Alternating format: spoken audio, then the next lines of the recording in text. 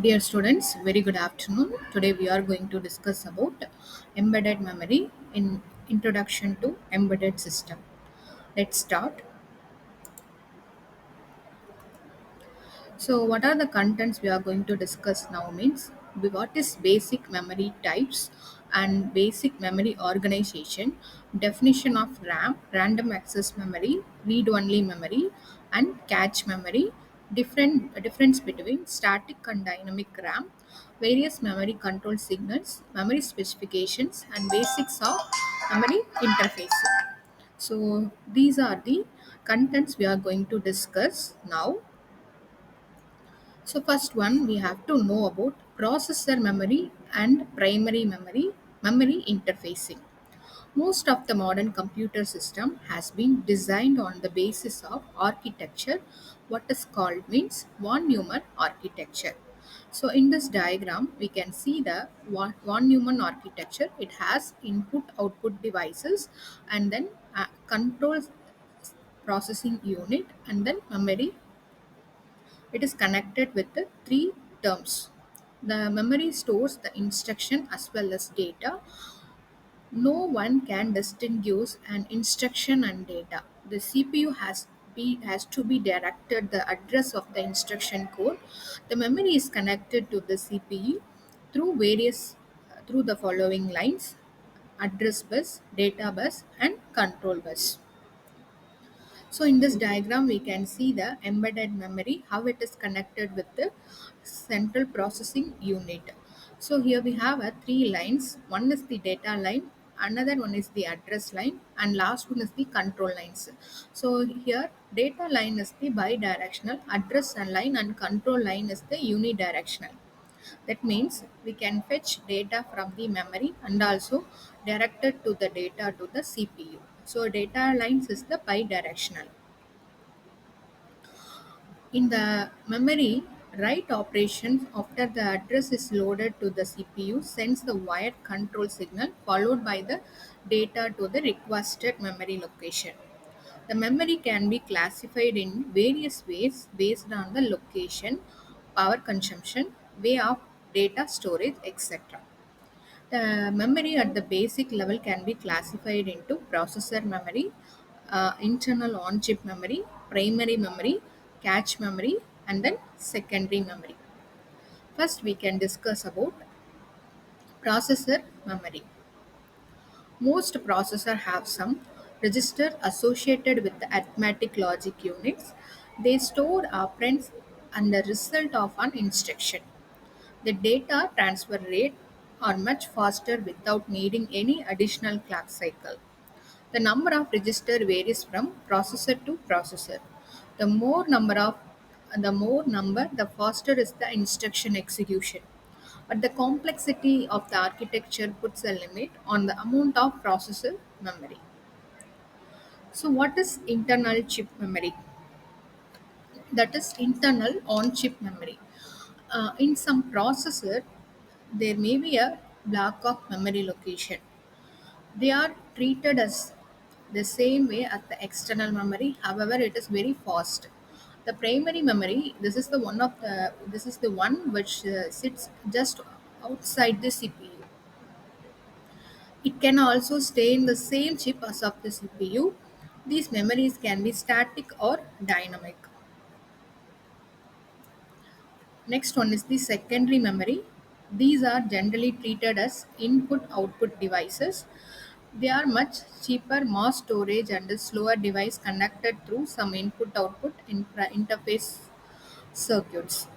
They are generally magnetic or optical memory, such as hard disk and CD-ROM devices. The memory can also be divided into volatile memory and non-volatile memory. So, what is meant by volatile memory? The contents are erased when the power is switched off. This is called volatile memory. So, semiconductor random access memory falls into this category. So, what is internal view of the read-only memory? So, in this diagram, we can see. So, here we have an example of ROM with decoder and data storage. Here we have a 3 into 8 decoder, 3 input line, 8 output line is has. We can programmable read only memory. Next one is random access memory, typically volatile memory. RAM is a volatile memory. Bits are not held without power supply. Read and write written to easily by embedded system during execution. Internal structure more complex than ROM. A word consists of several memory cells, each storing one bit information. Each input and output data lines connect to each cell in its column. Read and write connected to every cell. When a row is enabled by decoder, each cell has a logic that stores input data bit with when read and write indicates write or output stored bit. When read and write indicates read. So this is the internal structure, external view and internal view of the RAM. That is random access memory. It has four input line, read and write line, enable line, A0, A n minus 1. Here is the output Qn minus 1 to Q naught. So the RAM decoder and its access.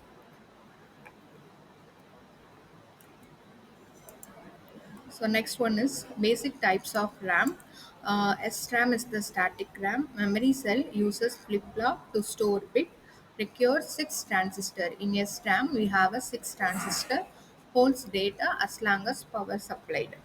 DRAM, dynamic RAM. Memory cell uses MOS transistor and capacitors to store bit. More compact than SRAM. Refresh required due to capacitor leak. Typical refresh rate is 15.625 microsecond, slower to access than SRAM. Okay, so here we can see the diagram for SRAM, that is static random access memory, dynamic random access memory. It has only one transistor. Compared to static, dynamic is the fast because it has consist only one transistor, the write line and then data line. Here we have a four transistor, one pull up network and pull down network is there. So RAM variation, PSRAM and NVRAM, non-volatile RAM. So here we can see the example HM6264 and 27C256 RAM ROM devices. It has a low cost, low capacity memory devices commonly used in 8-bit microcontroller based on embedded system. First two numeric digits indicate device type. That is 62 is the device type, 27 is also device type. So I hope you understand embedded memory and its types of embedded memory and internal view of RAM and ROM. So now it's the time for assessment. What are the types of memory? You have to list it and then compare read-only memory and random access memory. Finally, what is EPROM? That is electrically programmable read-only memory. So thank you students. Have a great day. Thank you all.